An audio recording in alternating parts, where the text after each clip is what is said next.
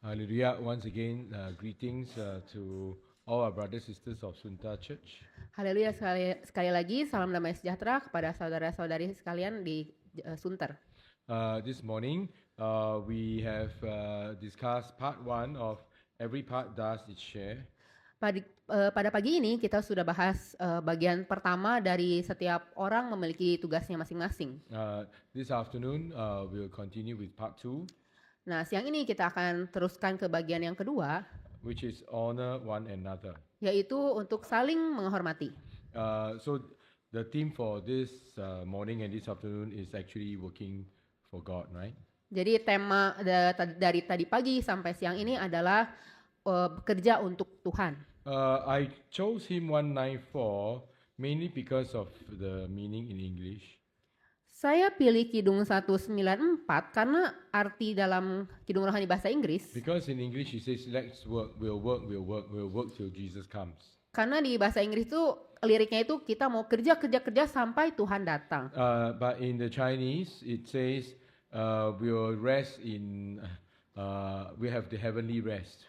Tapi dalam Kidung Rohani bahasa Mandarin itu kita akan dapat perhentian kekal. I realized just now when the hymn is flashed in Bahasa Indonesia. Dan saya baru sadar ketika liriknya ditampilkan dalam bahasa Indonesia tadi. I only know 2 words. Saya hanya tahu 2 kata. One is surga and one is berhantian. Satu surga, satu perberhentian. So, berhantian, okay, stop, rest. Jadi perhentian, berhenti, istirahat. So I realized that the hymn is a translation from our Chinese. Jadi saya sadar, KR Indonesia itu terjemahan KR Mandarin.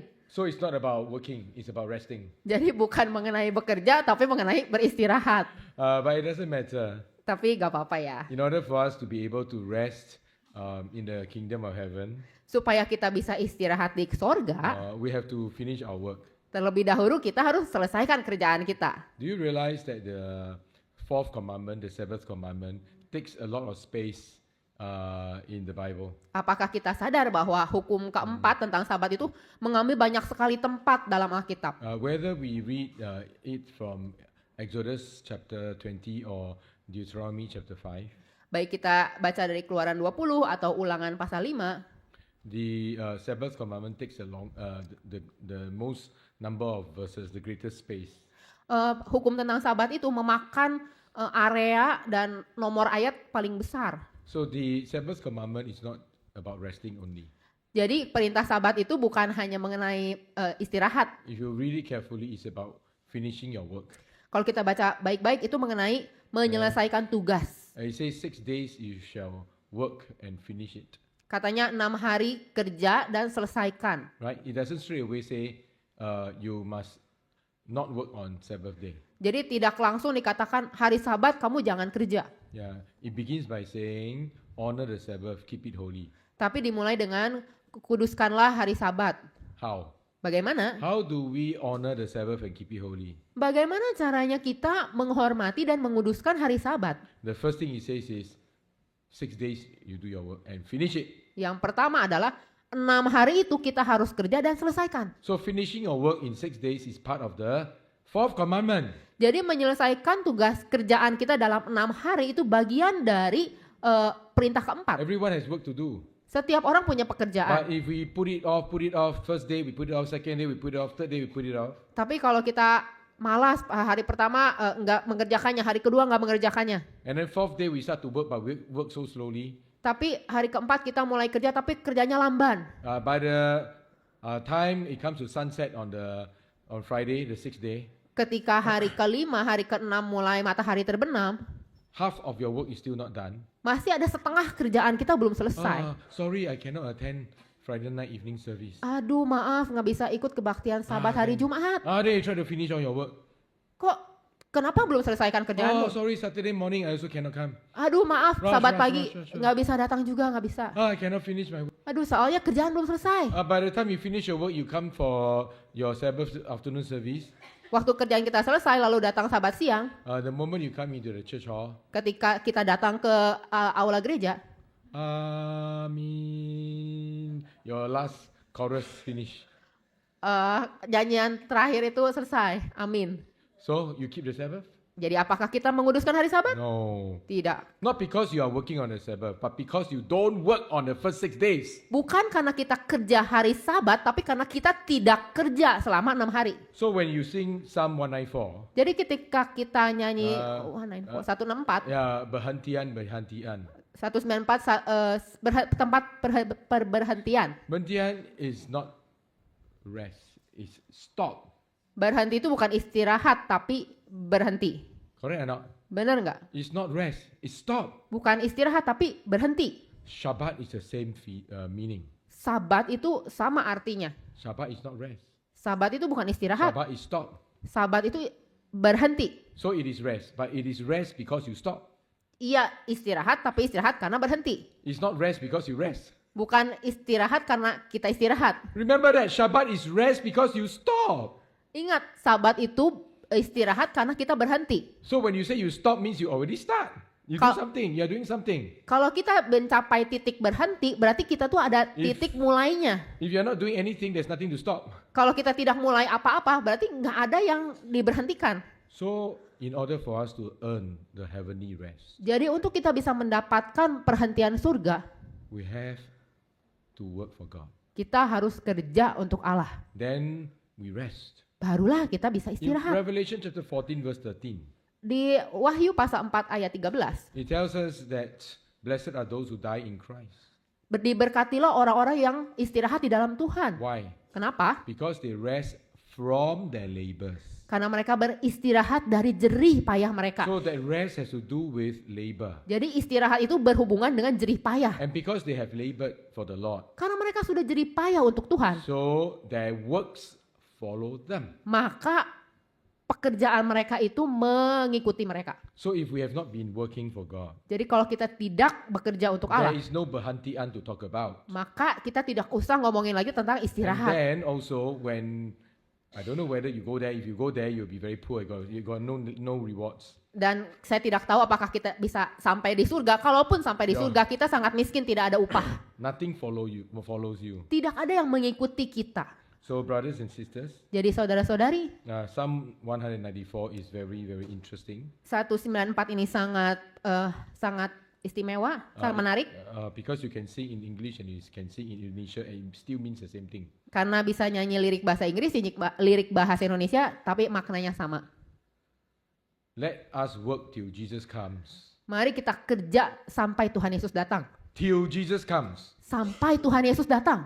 means to say when we work and Jesus comes we stop. Artinya, ketika Tuhan Yesus datang, kita berhenti. It's not let's work beyond Jesus coming.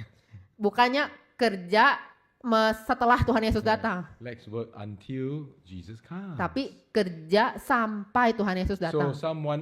hymn 194 in English is also berhentian. Same Jadi- meaning. Kalau tanya Kidung Rohani 194 dalam bahasa Inggris sama tentang perbantian juga. Although it says work, but it's still berhentian. Meskipun isinya kerja, tapi tetap isinya tentang berhenti. And when we are working, Dan ketika kita kerja, we know who we are working for. kita tahu kita kerja untuk siapa. We know who we need Kita to work together with us. kita tahu siapa yang kita perlukan untuk bekerja sama dengan kita. That's what we spoke about this morning. Itulah yang kita bahas tadi pagi. And now we want to talk about honoring one another, Sekarang kita akan membahas saling menghormati. honoring our fellow workers.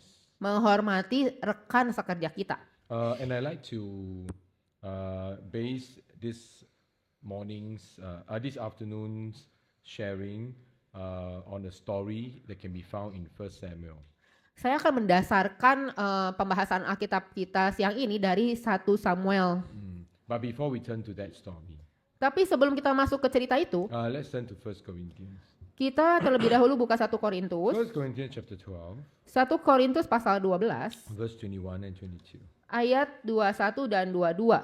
Please read. Jadi mata tidak dapat berkata kepada tangan, aku tidak membutuhkan engkau. Dan kepala tidak dapat berkata kepada kaki, aku tidak membutuhkan engkau. Malahan justru anggota-anggota tubuh yang nampaknya paling lemah yang paling dibutuhkan. Here it tells us that there are some members which seem to be weaker. Di sini memberitahukan kita ada anggota yang kelihatannya itu lebih lemah. Seems to be weaker. Kelihatannya lebih lemah. Seems to be may not be true, right? Seems to be only. Kalau cuman kelihatannya berarti belum tentu dia benar-benar lemah. Seems to be means it is our own thinking. Kelihatannya itu berarti hanya pendapat kita saja. It's our own perception. Itu pendapat kita, penilaian They kita. appear to be weaker. Kelihatannya lebih lemah. They appear to be less honorable. Kelihatannya dia itu kurang dihormati. But here, Paul tells the Corinthian church Tapi di sini Paulus memberitahu jemaat Korintus that these people who are seemingly weaker, seemingly less honorable, they are altogether necessary for our function. dikatakan orang-orang yang kelihatannya lebih lemah, kelihatannya tidak terlalu terhormat ini, mereka semua tetap diperlukan dan ada fungsinya. As I mentioned, we must not despise the little screw in the mechanism. Seperti yang tadi dibahas, kita tidak bisa meremehkan satu baut kecil dalam sebuah mesin yang rumit. One missing screw can slow down the work or perhaps even stop the work in the machinery. Kehilangan satu baut kecil dalam mesin itu bisa memperlambat kerja mesin itu atau bahkan memberhentikan kerja si mesin. While we understand that this means everyone must do its part, Ketika kita mengerti konsep ini, maka setiap orang harus mengerjakan tugasnya. it also means that everybody must respect the role of everybody, no matter how small it seems to be. Dan artinya setiap orang harus saling menghormati, tidak peduli apakah pekerjaan orang tersebut itu sekecil mungkin, sekecil apapun di mata kita. Also, when we work together, Dan ketika kita bekerja sama, besides making sure that we do our share, selain kita pastikan bagian kita, when we see somebody is struggling, ketika kita melihat orang lain kesusahan, trying very hard to do his or her part, dia berusaha untuk melakukan tugasnya, but yet find it difficult, tapi dia tetap kesulitan. what must we do? Apa yang harus kita lakukan? We must make up for their lack. Kita harus menutupi kekurangannya. We must not say that my share I've done, your share you do. Jangan kita bilang, saya lakukan bagian saya, kamu lakukan bagian kamu.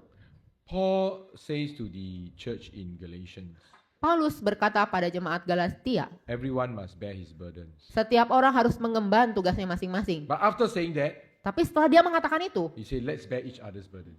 dia bilang, ayo kita emban beban kita bersama. You see, he doesn't contradict himself actually. Jadi kayaknya Paulus berkontradiksi dengan perkataannya sendiri. These two are different principles, but they don't contradict. Dua pendapat ini memang berbeda tapi tidak berlawanan. What it means is that you don't purposely leave things for others to do when you can do. Artinya kita jangan sengaja melemparkan tanggung jawab kita kepada orang lain ketika saya bisa mengerjakannya. But when everybody puts in his and her best to do his or her work, Tapi ketika setiap orang telah melakukan tugas sebaik-baiknya, everyone has moments of weakness. setiap orang itu punya kelemahan. During this time, I'm sick. Pada saat itu saya yang sakit. During this time, I have injured my leg. Pada saat itu saya kakinya terluka. During normal times, my leg is strong enough to kick you. Waktu biasa saya, kaki saya itu bisa kuat, bahkan bisa menendang. But now I've injured it. Tapi kaki saya sekarang terluka. Work must carry on. Pekerjaan harus jalan terus. You make up for my lack. You make up for my inability to do the work. Kamulah tolong tutupi kelemahan kaki saya ini, kamu yang lanjutkan Don't pekerjaan. despise my leg because it's weak now. Jangan meremehkan karena kaki saya sekarang lemah. Because when it becomes strong again, I can kick you. Karena kalau kaki saya sudah kuat lagi, bahkan kaki saya itu bisa menendang kamu. So when we do work together, Jadi ketika kita harus bekerja sama, when we see anybody who seems to be weaker, ketika kita melihat ada orang-orang yang kelihatannya lebih lemah, when we see any kind of work that seems to be less honorable, ketika kita melihat ada pekerjaan kelihatannya kurang terhormat, we have to give honor kita harus menghormatinya to them kepada mereka and make up for their lack. dan menutupi kelemahan mereka. Otherwise, the whole body will suffer. Kalau tidak, maka seluruh tubuh akan sengsara. You don't do your share, the body suffer. You don't help other people when they are weak, the whole body also suffer. Jadi kalau kita tidak mengerjakan tugas kita, seluruh tubuh sengsara. Ketika kita tidak mau membantu orang lain, seluruh tubuh pun sengsara. Because this morning we have already concluded we are one. Karena tadi pagi kita sudah bikin kesimpulan bahwa we are an indivisible one. kita adalah satu kesatuan yang Because tidak terpecahkan. We are just like soldiers fighting a battle. Karena kita seperti pasukan yang berperang. In a battle, soldiers must have camaraderie, silent understanding, 默契. Iya, di dalam peperangan pasukan itu harus punya kekompakan yang tidak perlu diucapkan dengan kata-kata. You don't have to talk to each other, you understand each other. Kita nggak perlu ngomong kepada rekan kita, tapi dia langsung ngerti apa maksud We kita. can coordinate with one another. Kita bisa berkoordinasi dengan rekan kita. Just the other day, when Melissa and Venus bring their children to Samahudi Church, Ketika suatu hari Melissa dan Venus bawa anak-anaknya ke gereja Samanhudi, and the children wants me to perform a magic trick. dan anak-anak Melissa itu minta pendeta Peter untuk melakukan sulap. Because the previous day I used a rubber band to perform a trick. Karena hari sebelumnya pendeta itu pakai karet untuk melakukan sulap. But then Elhanan, the boy, Tapi kemudian Elhanan, anak laki-laki saya, says, I want Preacher Peter to make the rubber band disappear. pendeta saya mau pendeta ilangin karetnya. So I said, no lah, rubber band disappear very easy. Terus pendeta bilang, janganlah, karet itu dihilangin terlalu gampang. I make a bigger thing disappear, a bigger this size. Saya pilih satu benda yang lebih gede, segede gini, untuk dihilangin. So I performed the trick. Jadi saya melakukan sulap. It really disappeared. Beneran hilang. I cover it with my handkerchief, with a piece of cloth. Jadi barang itu saya tutup dengan kain. Everybody goes below and touch. Terus Oh, is there. setiap orang suruh pegang. Oh iya bener, ada di situ barangnya, ada. Finally, when I pull the cloth, Terus waktu saya disappeared. pendeta ambil kainnya, hilang You want me barangnya. to make it appear? Terus tanya ke anak I saya, do the same thing again. mau ada lagi? Mau sama? It appeared. Tutup lagi, terus pas dibuka, ada lagi. But I couldn't do the trick by myself. Tapi saya tidak bisa melakukan I sulap needed sendirian. an accomplice. Saya perlu orang lain. Brother Budiono was there. Budiono ada di situ waktu itu. I look at him. Saya ngeliatin dia. That was the first time I meet him. Aduh, itu pertama kali saya ketemu dia. I cannot send telepathy into his head. Saya nggak bisa telepati ke Budiono. I look at Venus. Saya lihat ke Venus. I think I can. Kayaknya bisa nih. So what happened actually? Jadi apa yang terjadi? Venus was the one who kept that thing, and Venus was the one who gave me back that thing. Ko Venus tahu bahwa pendeta itu ngasih barangnya ke dia, dan saat pendeta pelukan, Ko Venus juga langsung kasih ke dia juga. And Melissa, how you do it? How you do it? How you do it? Lalu saya yang bertanya-tanya, pendeta bisa? Kok pendeta So bisa? Gimana when we told caranya? her is Venus who took it from me and give it back to me. Jadi waktu dijelasin, itu Ko Venus yang ambil dan kasihin ke pendeta. Melissa says, but how do you know? How do you know? Tapi Ko Venus tahu dari mana pendeta tuh mau kasih ke Ko Venus, dan tahu dari mana Ko Venus harus taruh balik. I did not communicate with Venus. Venus didn't know what I was trying to do. Pendeta sama sekali nggak ngomong sama Ko Venus, dan Ko Venus juga sama sekali nggak terima perintah apa-apa dari pendeta. But when everybody goes below and touch, Tapi ketika setiap orang mau pegang benda itu, the last one was Venus. yang orang terakhir itu Ko Venus, Somehow it happened. entah gimana itu terjadi. You know what I mean? Ngerti kan maksudnya? When I try to push it into his hand, Ketika benda itu pendeta dorong ke tangan Ko Venus langsung nyadar, his face doesn't show it. tapi muka Ko Venus itu nggak menunjukkan itu. That was the secret he kept from the closest person to him, just for a while. Itulah rahasia yang bahkan ditutupi dari saya untuk sementara waktu. That moment, me and him could understand each other. Pada saat itu, pendeta dan Ko Venus bisa saling mengerti. So this is the camaraderie that people who work together must have. Nah, itulah yang dimaksud dengan kekompakan tanpa berbicara itu ya, yang setiap rekan kerja itu harus punya. I could not do it by myself. Saya pendeta tidak bisa melakukannya I sendiri. didn't open my mouth to ask for help. Dan saya juga pendeta tidak membuka mulutnya untuk minta But bantuan. he helped me. Tapi Ko Venus membantunya. In the work, it has to be the same. Dalam pekerjaan Tuhan pun sama. If every time I must ask for help, Kalau setiap kali harus minta tolong, it means to say something is not very right with this body. artinya dalam tubuh ini ada sesuatu yang kurang, ada sesuatu yang salah. Because everybody can see that I needed help. Karena setiap orang tahu bahwa saya perlu Why bantuan. must I always ask for help? Kenapa saya harus sampai ngomong minta bantuan? So there must be mutual respect Jadi harus ada saling menghormati. in order for us to help people without them asking. Supaya kita bisa membantu orang lain tanpa diminta oleh orang Because tersebut. we respect the person's work and we respect enough to make sure that his work is done. Karena kita menghormati pekerjaan orang lain dan kita pun menghormati untuk memastikan bahwa pekerjaan dia itu selesai In dengan baik. certain outside organizations, Di organisasi di luar, we don't care kita tidak peduli. because we want him to look bad. Karena kita ingin rekan kita itu terlihat buruk. The best is nobody help him and he looks bad. Yang paling baik itu nggak ada yang nolong dia sampai dia kelihatan buruk. But in the church of God, in the body of Christ, Tapi di dalam gereja kita satu tubuh Kristus. we cannot, because when the work is not done, everyone suffers. Kita tidak bisa melakukan itu karena kalau pekerjaan tidak selesai, seluruh tubuh Let's now sengsara. turn to 1 Samuel. Kita lihat 1 Samuel. 1 Samuel chapter 30. 1 Samuel pasal 30. That is the story that we want to learn from this afternoon. Ini adalah cerita yang kita mau pelajari siang ini. There was a time when David was fleeing from King Saul, Ini adalah ketika Daud kabur dari Raja Saul. and he and his several hundred men that follow him had to go and live in a place called Ziklag, verse 1. Dia dan orang-orangnya harus sampai tinggal di Ziklag. This is the land of the Philistines. Ini adalah tanah Filistin. And then when David and his men went out to battle, Dan ketika Daud serta orang-orangnya pergi berperang, when they come back, ketika mereka pulang, they realized that everything in the camp that they live was in a mess. mereka menyadari bahwa segala yang ada di tenda yang mereka tinggalkan itu kacau balau. Many things were damaged. Semuanya dihancurkan. Many things were taken away. Semuanya The ditawan. things that were valuable all taken away. Bahkan barang-barang yang berharga semuanya diambil. But if it is just barang-barang, it's still not so bad. Tapi kalau cuman barang, masih oke.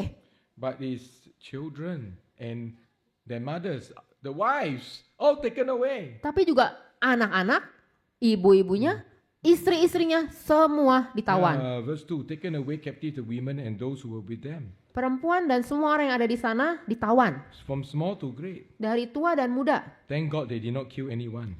Dan bersyukur pada Tuhan, mereka tidak But membunuh they carried them siapa-siapa. away. Tapi mereka semua ditawan. So when David and his men came, Jadi ketika Daud dan orang-orangnya datang, it was burned with fire. semua dibakar dengan api. Wives and sons and daughters taken captive. Murid, anak-anak dan perempuan semua ditawan. David and the people who were with them and with him lifted up their voices and wept until they had no more power to weep. Daud dan orang-orangnya mereka menangis dengan nyaring sampai tidak kuat lagi menangis. They were all strong men, they were all soldiers. Mereka itu laki-laki kuat, David was a brave and courageous man since youth. pasukan, dan Daud itu adalah seorang tentara yang kuat dari sejak dia muda. Who says a leader must always look strong in front of his people? Siapa berkata bahwa seorang pemimpin itu harus selalu terlihat kuat di depan They must orang-orangnya? look strong when it's time to look strong. Dia harus terlihat kuat ketika memang dibutuhkan dia terlihat kuat. But leaders are also allowed to be weak. Tapi seorang pemimpin juga boleh untuk terlihat lemah. They must be able to weep with those who weep. Mereka boleh menangis bersama orang yang menangis. Weeping doesn't mean that you are weak in your nature.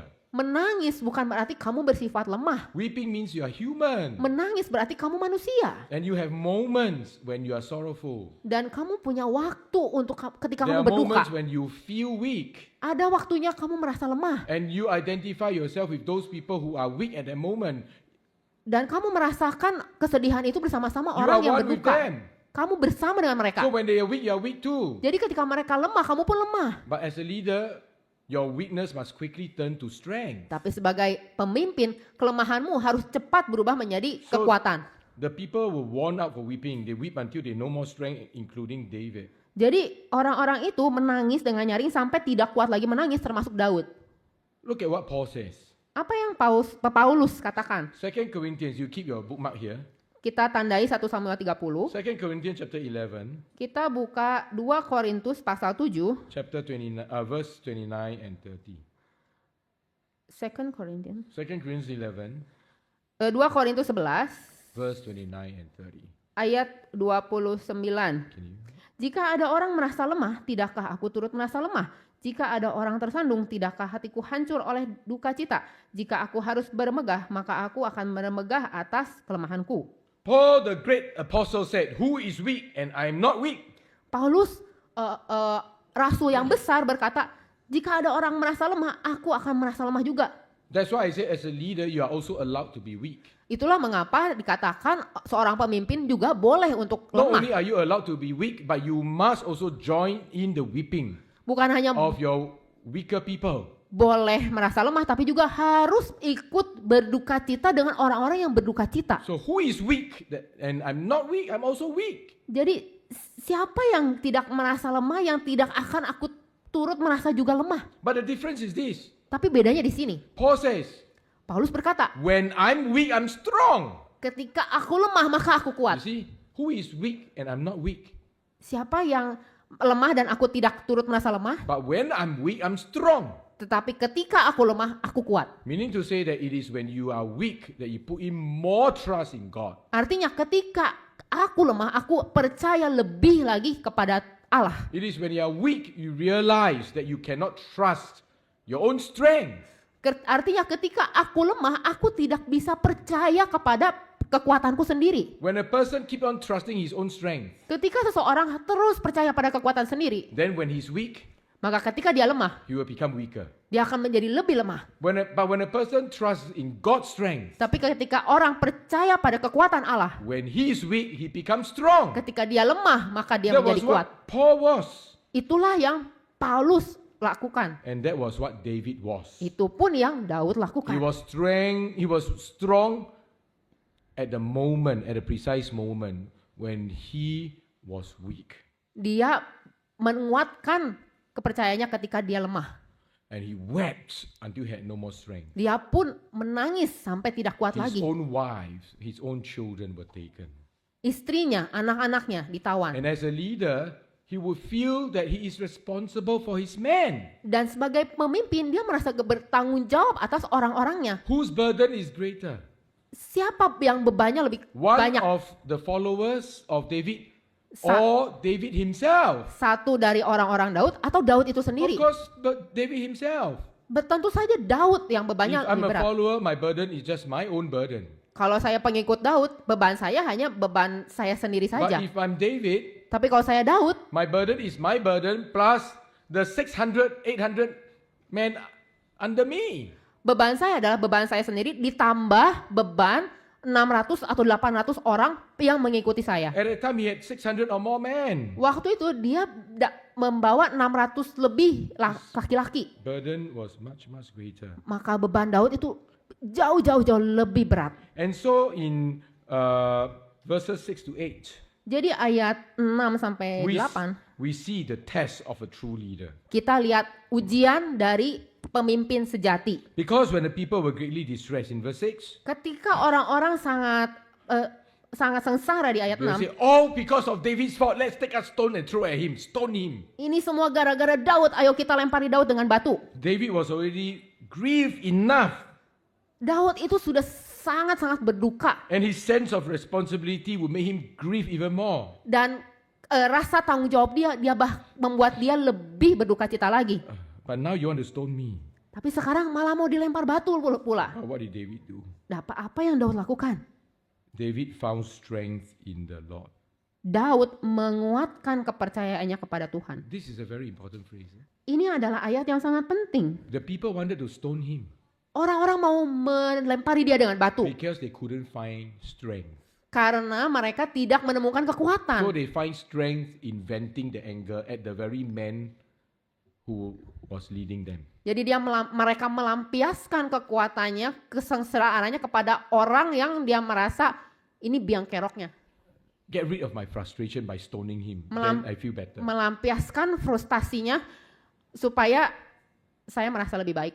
This is the mark of a truly weak person. Nah, ini adalah tanda dari orang-orang yang benar-benar lemah. But the mark of a true leader Tapi tanda dari pemimpin sejati, knows how to be weak. Dia tahu kapan dia harus lemah, but he knows how to find strength in his weakness. tapi dia tahu gimana caranya mendapatkan kekuatan di tengah kelemahannya. So when his people added burden to his burden, Jadi ketika orang-orang menambah beban ke dalam bebannya, that was a time when David becomes strong itulah saat ketika Daud malah menjadi kuat. because he found his strength in the Lord. Verse 6 says, found his strength in the Lord. Di Alkitab bahasa Inggris, Daud menemukan kekuatannya di dalam Allah. This is exactly Paul. When I'm weak, I'm strong. Ini persis seperti Paulus. Ketika aku lemah, maka aku kuat. My people do not know how to find the source of strength, but I know. Orang-orangku tidak menemukan sumber kekuatan, tapi aku menemukannya. So a true leader is not immune to weakness, Jadi, pemimpin sejati itu tidak kebal kepada kelemahan. but he knows how to find his strength. Tapi dia tahu bagaimana menemukan kekuatan. 2 Corinthians 7 verse 5. 2 Korintus 7 verse 5. 7 ayat 5. 2 Corinthians 7 verse 5 says, indeed, we had no rest. Our bodies have no rest. We are troubled on every side. Tubuh kami ini tidak mengalami ketenangan, di mana-mana kami mengalami kesusahan. Every side is not just left side and right side, Di mana-mana itu artinya bukan cuma kanan kiri ya, but also inside and outside. tapi juga dalam dan luar. Oh, how to find peace. Aduh, bagaimana menemukan ketenangan? Chapter 4 verse 8. Pasal 4 ayat 8. 2 Corinthians 4 verse 8. 2 Korintus 4 ayat 8. We are hard pressed on every side. Dalam segala hal kami ditindas. So now we understand every side what it means. Jadi kita sekarang tahu ya yang arti di mana-mana itu. Not front side, back side, right side, left side, but also top side, bottom side, and inside and outside. Bukan cuman depan, belakang, kanan, kiri, tapi juga atas, bawah, dalam, luar. 365 degrees. 360 derajat. Okay, so including inside and outside. Termasuk dalam dan luar. But it says we are not crushed. Tapi dibilang tidak terjepit. Verse 9 also says, persecuted, not forsaken.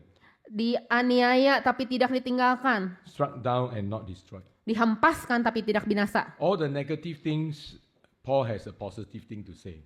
Setiap hal negatif yang Paulus katakan ada positifnya. Yeah, every negative thing, right? Setiap kata negatif di sini Something but not. Something but not. You see?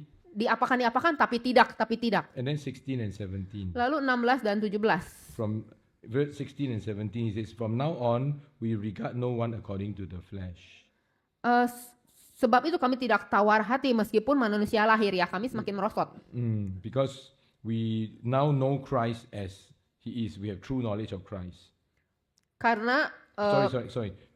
Wrong verse. 16, 17. We do not lose heart. kita tidak tawar hati. We do not lose heart even though the outward man is perishing. Meskipun manusia lahiriah kami merosot, Yet the inward man is renewed day by day. tapi manusia batiniah dibaharui sehari demi sehari. This is the reason why I say don't just think of right side, left side, top side, bottom side.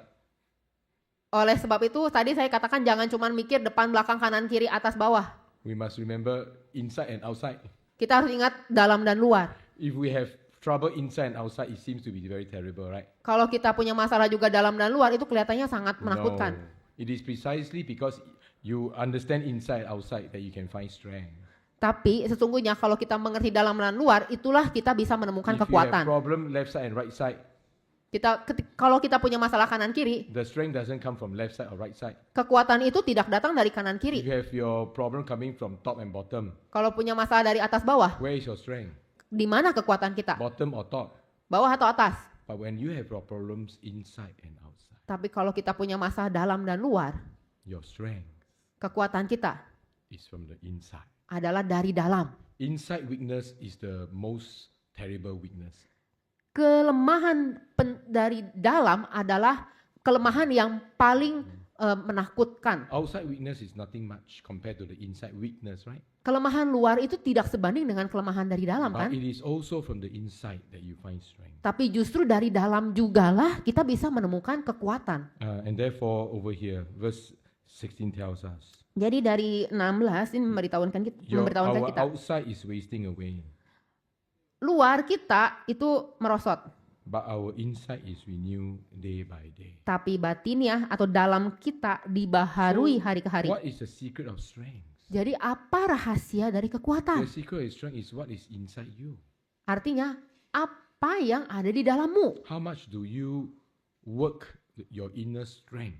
Seberapa banyak kita mengerjakan kekuatan batiniah kita. How much do you go inside of you and understand yourself?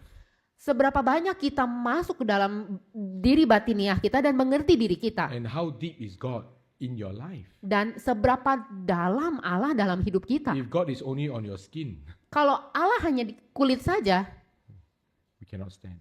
kita tidak akan tahan. If God is deep inside you, Tapi kalau Allah ada di dalam diri kita, the deeper God is in you.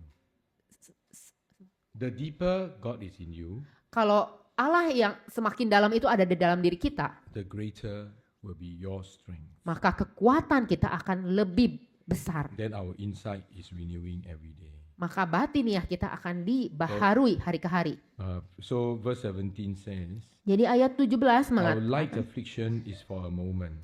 penderitaan kita ini ringan dan hanya untuk sekarang saja. Because verse 18 says, Karena ayat we 18, do not look at the things which are seen, kita tidak memperhatikan yang kelihatan, but we are looking at things that are not seen. tapi kita memperhatikan yang The tak kelihatan. things that are seen are temporary. Hal yang kelihatan hanya sementara, The things that are not seen are eternal. tapi yang tidak kelihatan itulah yang kekal. In Ecclesiastes it says, Di dalam pengkhotbah dikatakan, God has put eternity in your hearts. Allah menempatkan kekekalannya dalam hati kita. Eternity is not outside you. Kekekalan itu bukan di luar kita. Eternity is inside. Kekekalan itu di dalam hati kita. There is an eternity inside you because it's spiritual. Ada kekekalan dalam hati karena itu adalah roh. God is in there. Allah di dalam situ. The things that cannot be seen inside you, they are eternal. Yang tak kelihatan itu ada dalam diri kita. So a true leader Jadi doesn't mean he can never be weak. seorang pemimpin sejati bukan berarti dia tidak akan pernah lemah. He's not immune. He's not immune. Dia tidak kebal. But he can find his strength in God. Tapi dia bisa menemukan kekuatannya di dalam So Allah. let's go back at 1 Samuel 30. Jadi kita kembali lagi ke 1 Samuel After pasal David had 30. found his strength, Setelah Daud menemukan kekuatannya, he asked Abiathar the priest dia minta Abiatar imam because he wants to inquire of the Lord. karena dia mau bertanya kepada Allah. So he brought the ephod and then David inquired of the Lord. Jadi suruh dia bawa efod lalu Daud bertanya pada Allah. Shall I pursue this troop? Haruskah aku mengejar Shall gembala I itu? overtake them? Haruskah aku susul? You see, this is being responsible. Lihat dia begitu bertanggung jawab. Sometimes you throw everything to God. God, I give up. You take care. Biasanya kita lemparkan semuanya ke Allah. Allah, kau saja yang You see, kerjakan. David did not say, God help me. God help me. I cannot do anything. Lihat Daud tidak melemparkan tanggung jawab kepada Allah. Allah bantu saya nggak bisa ngapa-ngapain. It is true. I cannot do anything. It's true. Betul, saya tidak bisa Even melakukan my man want apa-apa. to stone me. Bahkan orang-orang mau melempari saya dengan God batu. help me is true. Tuhan bantu saya, benar. But you must say, God help me to do something that I cannot do myself. Tapi minta kepada Tuhan untuk melakukan hal yang saya tidak bisa lakukan So sendiri. David asked a very specific question, you know. Jadi Daud menanyakan hal yang sangat He spesifik. did not say, God, what shall I do? Nggak bilang, Tuhan apa yang harus saya lakukan? God, shall I pursue? Tuhan haruskah aku kejar? He's someone who used his brain. Dia pakai otak. He come up with a way. Dia pakai rencana. But he wants God to approve his way. Tapi dia ingin Tuhan mengkonfirmasi jalannya dia itu. If God say yes, he will do it. Kalau Allah bilang iya, If dia God akan says lakukan. no, then he will say, God, what you want me to do, right? Apabila Allah bilang jangan, maka dia akan bertanya, kalau So gitu apa God yang harus says, saya lakukan? Yes, go. Dan Allah berkata, ya, pergi. You will overtake. Kamu akan menang. And then when David went to pursue his enemies, Dan ketika Daud mengejar musuhnya, you know what he did? apa yang dia lakukan? Because his men were already so weak, right? Karena orang-orang sudah sangat lelah. Many of them weep until no more strength, right? Mereka itu pada menangis sampai tidak kuat So lagi. let's take a look at verse 10. Jadi kita lihat ayat 10. David pursued he and 400 men. Daud melanjutkan pengejaran itu bersama 400 orang. For 200 stayed behind. 200 terlalu lelah. That's why I berhenti. say David have 600 or more men. Makanya saya katakan sekitar 600 orang itu orang-orangnya Daud. Over here he has 600 that is with him. Di sini ada 600 orang yang bersama dia. So he says 400 men So it says here 400 men went with him. Jadi ada 400 orang berserta dengan dia. He did not say, all 600 must go. Daud tidak bilang, semua 600 harus pergi sama saya. He says, let us pursue. Dia bilang, ayo kita kejar. And then 400 men say, okay, we'll pursue. Lalu 400 orang bilang, oke, kita kejar. But the 200 men, Tapi yang 200 they are so tired. terlalu lelah. Tired from previous fighting, tired from the distress in their hearts. Lelah karena peperangan yang sebelumnya, lelah karena tekanan yang mereka And so they dapatkan. stayed behind. Jadi mereka berhenti tunggu di belakang. David allowed them.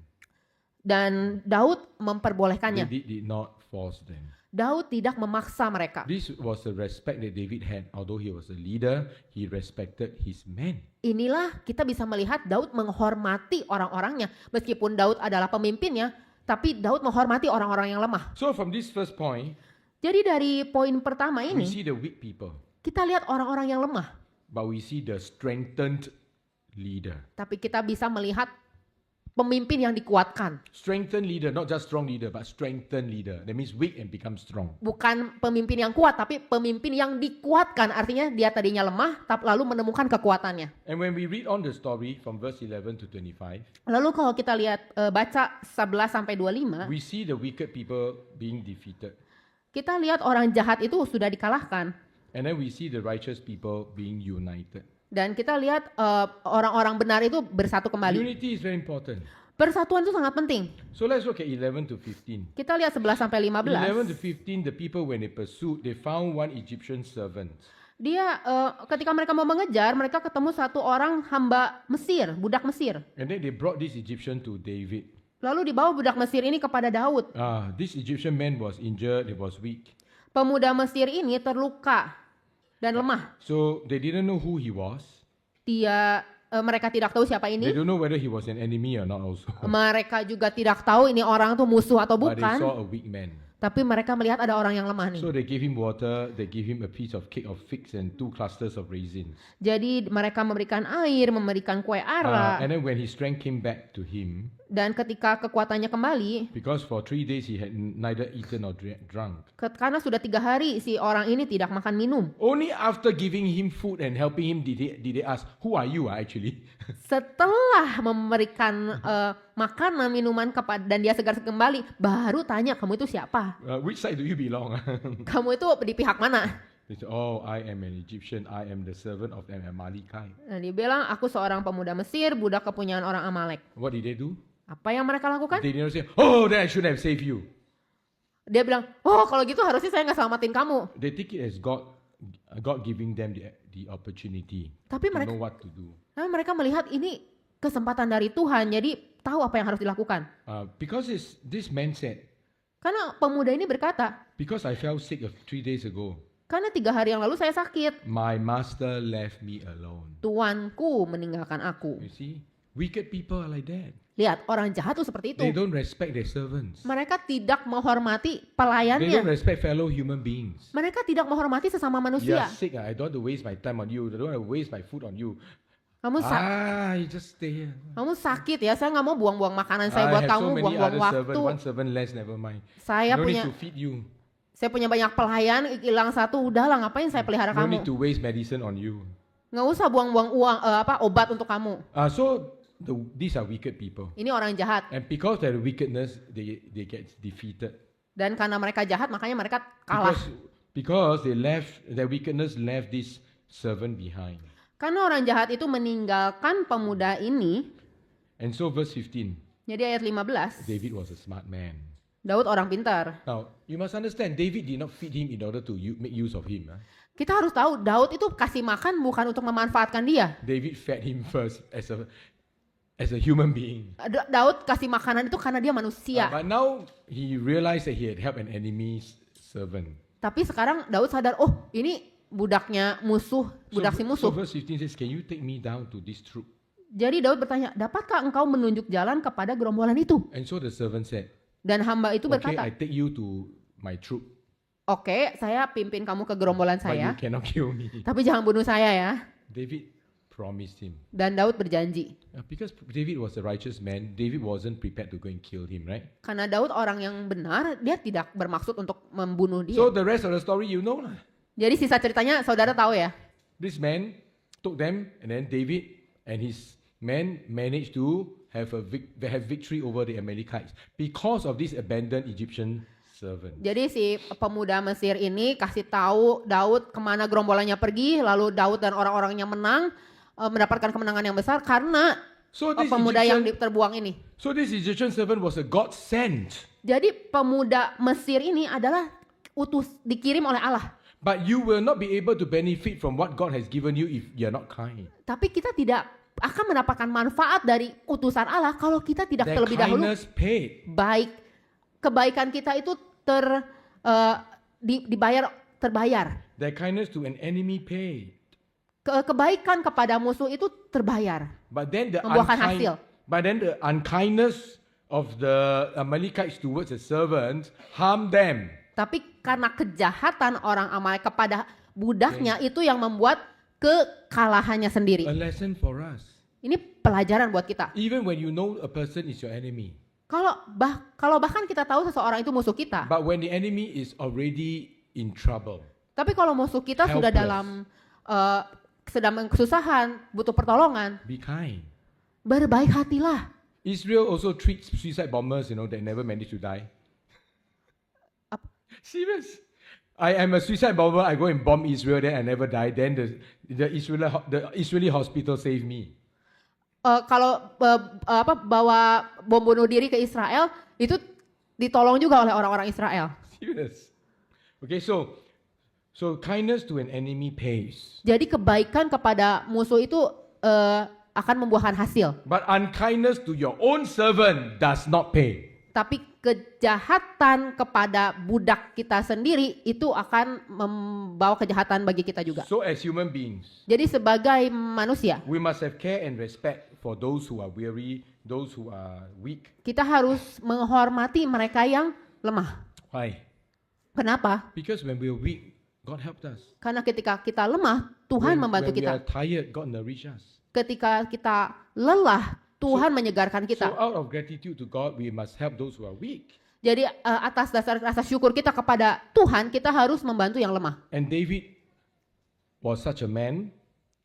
Dan Daud adalah orang. He was kind to his own servants. Dia baik kepada pelayan-pelayannya. That's why he allowed the 200 men to rest. Makanya dia memperbolehkan 200 orang itu istirahat. So after they fought, dan setelah mereka perang, they got back all the goods. Mereka dapat kembali barang-barangnya that belonged to them. Yang memang milik mereka.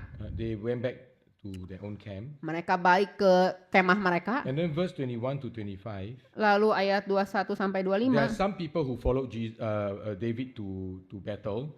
Ada orang-orang yang mengikuti Daud ke peperangan. Oh, we have taken goods even from the Amalekites. Oh, kita sudah bawa barang-barang dari orang Amalek. Besides our own, we have taken other things as well.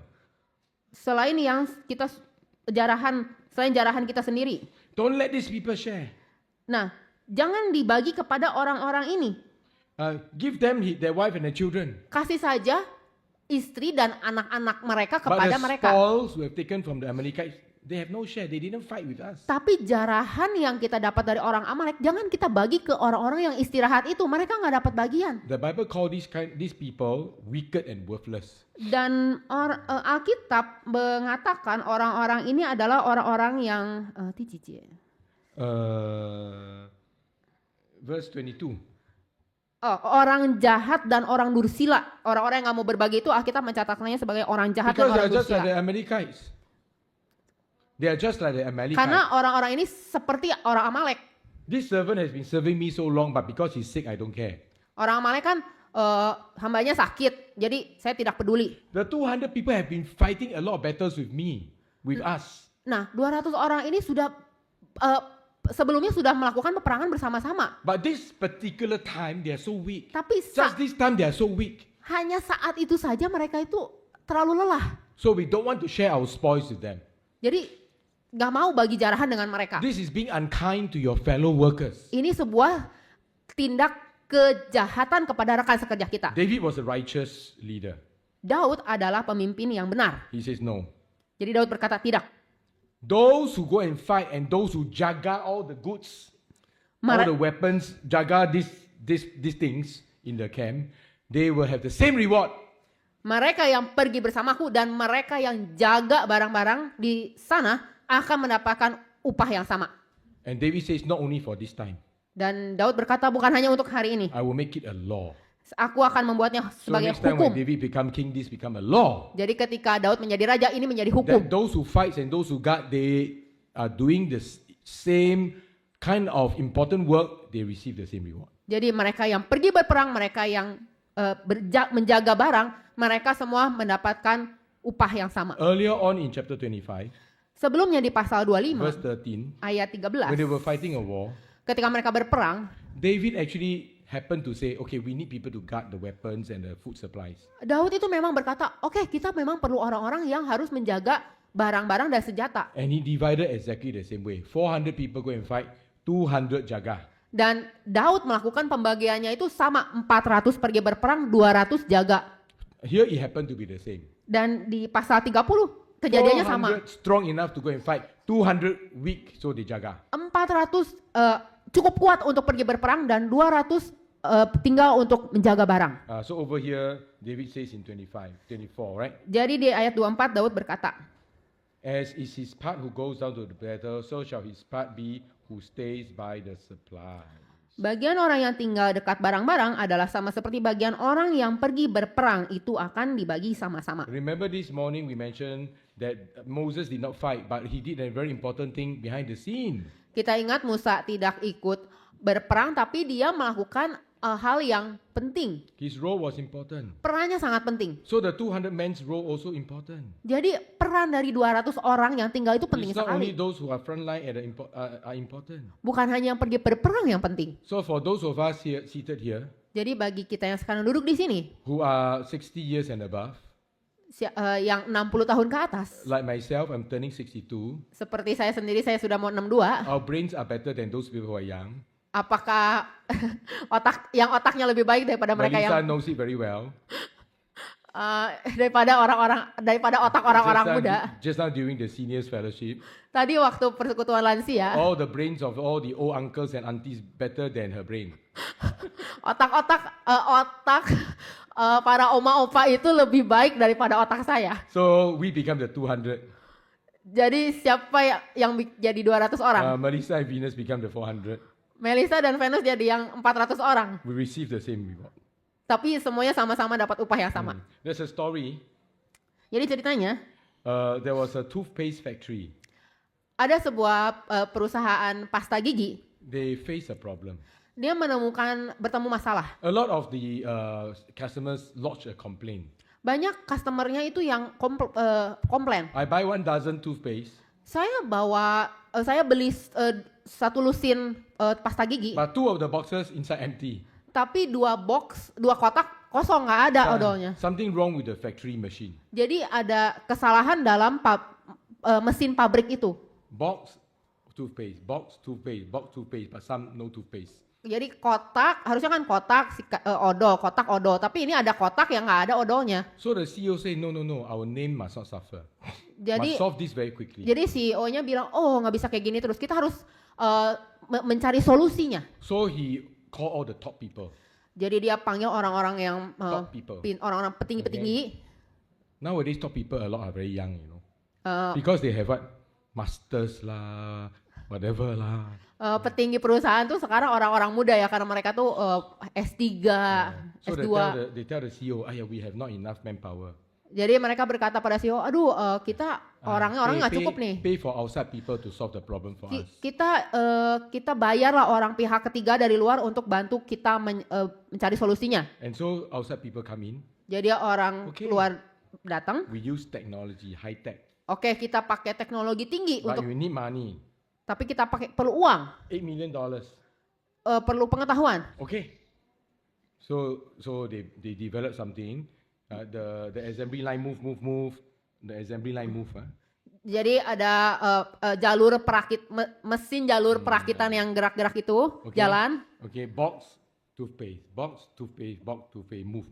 Kotak, odo, jalan kan terus kan mesinnya. Then divide into, go into the final one, the final station. Lalu dia sampai ke stasiun terakhir. Before the final station, there is a very sensitive scale. Sebelum nyampe ke stasiun yang terakhir itu ada All the weight must be the same, right? timbangan yang sensitif dan timbangan itu harus menimbang satu angka yang persisi. But when the weight is light, Tapi ketika ditimbang, ringan. there will be alarm, all the light will come off. Akan ada alarm yang nyala, terus mesinnya akan berhenti. And then somebody will go there, take the empty box Lalu satu karyawan pabrik akan jalan, to one side, then press the button again, then again. akan jalan ambil kotak yang kosong nggak ada odonya itu, So after, lalu pencet tombol supaya mesin perakitanya tuh jalan lagi. so CEO very happy. Jadi CEO-nya seneng. Oh, all the customer receive boxes with toothpaste, nothing wrong. Sekarang customer saya dapat kotak ada odonya. Then later on when he look at the report, Terus berapa waktu kemudian lihat laporan, how come after 1 week, kok setelah 1 minggu no more you know? alarm nggak bunyi? Because there's a report. Karena ada laporan. The first week, Minggu pertama every day there were 5 to 20 empty boxes. per harinya itu ada 5 sampai 20 kotak But after kosong. 1 week, Tapi setelah seminggu the machine catch nothing. si timbangan itu nggak mendapatkan si kotak kosong itu. What's wrong? Apa yang salah? That means now we don't need the right? Kalau nggak ada kotak kosong berarti nggak perlu Every time no problem. nggak perlu si timbangan dan si alarm lagi kan? So he went down to the factory and checked what's happening. Jadi CEO ini jalan ke pabrik lalu melihat. Then he walked to the one station. Lalu dia lihat ke satu stasiun. He saw a very large fan, very powerful fan. Dia melihat ada satu kipas angin yang sangat kuat, yang besar. $20 fan. Harganya cuma $20. The fan is so strong when you have the box without the toothpaste fly away. Anginnya kenceng banget. Kalau ada kotak kosong nggak ada odonya, kena hempasan angin kipas, itu kotak akan langsung terbang. So he see Budiono there at the Budiono at the station. Hey Budiono, is that fan yours? Jadi si CEO ini tanya, ada Ko Budiono di situ. Ko Budiono, ini kipasnya punya kamu? Yeah, so hot. This place very hot. Iya, di sini soalnya panas banget. Small fan enough. Kipas kecil kan cukup. But I think I use a big fan. Tapi saya mau pakai kipas besar. Can blow away that thing. Karena bisa Because menghempaskan. I'm the one in charge. Every time I must go and pick up. I'm very tired. Karena anginnya kencang bisa menghempaskan kotak kosong. Kalau enggak tuh itu alarm bunyi terus, tiap kali alarm bunyi saya harus jalan ke sana, capek banget. He's not one of the top, you know. Budiono always like to tell me, I'm not the top. Dan Ko Budiono itu bukan para petinggi perusahaan, bukan. So I borrow his name, okay? This guy say, this guy is actually not the top, he's at the bottom, right? Karena Ko Budiono sering bilang, saya bukan petinggi. Normal worker. Nah, si karyawan itu karyawan biasa, bukan petinggi perusahaan. But he thought of a best solution, you know. Tapi dia kepikiran solusi terbaik. Don't have to do anything, don't have to Gak perlu pakai alarm. Most importantly, Yang paling penting, $20. cuman cukup $20. Compared to $8 million. Dibandingkan dengan $8 juta. Sometimes it's not the top people who can give you a solution, it's the bottom one who will do the actual work. Ada kalanya yang bisa kasih solusi itu bukan petinggi-petinggi, tapi orang-orang bawah yang benar-benar mengerjakan di So lapangan. the moral of the story is don't despise anybody. Jadi pelajaran moralnya itu jangan kita meremehkan Their seorang work pun. seem to be unimportant compared with the thought of Yang management. kelihatannya orang nggak penting dibanding para petinggi di perusahaan. But actually they can solve the problem. Yang tentunya dia malah bisa menemukan solusi. Conclusion. Kesimpulan. Galatians 6, Galatia 6, verse 2 to 5. ayat 2 sampai 5. This is the verse that I told you earlier. Ini adalah ayat yang sebelumnya We have double obligation. kita punya tanggung jawab double. The first obligation is that we must bear our own burdens. Tanggung jawab kita pertama, kita harus menanggung beban kita sendiri. The second obligation, Tugas kedua kita, When we see somebody struggling and cannot bear his burden, ketika kita melihat seseorang yang lemah, kesusahan dan tidak bisa we menanggung must bebannya, bear one another burden. kita harus bertolong-tolongan untuk menanggung beban. Romans 15, Roma 15 verse 1 to 7. ayat 1 sampai 7. It tells us that we must not only please ourselves, but we must please others Jangan hanya kita menyenangkan diri sendiri, tapi juga harus menyenangkan orang lain for edification. untuk saling membangun. We must mutually accept one another. Kita harus mau menerima satu sama lain. Remember earlier we read the verse in 1 Corinthians 12? Tadi yang kita baca 1 Korintus pasal 12. The head Kepala cannot tell the feet tidak bisa kasih tahu kaki that I don't need you. bahwa aku tidak memerlukanmu. When you see a kachua, Ketika kita lihat kecoa, you need your leg, right? kita perlu kaki kan? Right? To step on the kachua, right? Untuk menginjak si kecoa. Can you use your head? Masa kita pakai kepala buat The head need the leg to go and step on the kachua. kepala akan suruh kaki injak tuh kecoa. Last verse for you to read. Ayat terakhir untuk baca. Romans 16 verse 20. Roma 16 ayat 20. Please read. Semoga Allah sumber damai sejahtera segera akan menghancurkan iblis di bawah kakimu. Kasih karunia Yesus Tuhan kita menyertai kamu. The head cannot tell the feet, I don't need you. Kepala tidak bisa berkata kepada kaki, aku tidak membutuhkan Jesus kau. himself has overcome the enemy Satan. Tuhan Yesus sendiri telah mengalahkan musuhnya si setan. But all his love for us. Dan sekarang kasihnya kepada kita. He says, feet, I need you. Dia berkata, kaki, aku membutuhkanmu. He's the head, he tells the feet, Kepala yang mengatakan kepada kaki, I need you. aku membutuhkanmu. I want you to crush Satan. Aku mau kamu menghancurkan iblis. Read verse 20 clearly. It's you, it's me. Kita lihat baca ayat 20. Who is, Kakimu. who is going to crush Satan under our feet. Berarti kaki kita. Tuhan Yesus mau kita menghancurkan iblis This is dengan the kaki kita. opportunity that the Lord Jesus gives us. Ini adalah kesempatan yang Tuhan Yesus berikan kepada kita. Let's now sing a hymn.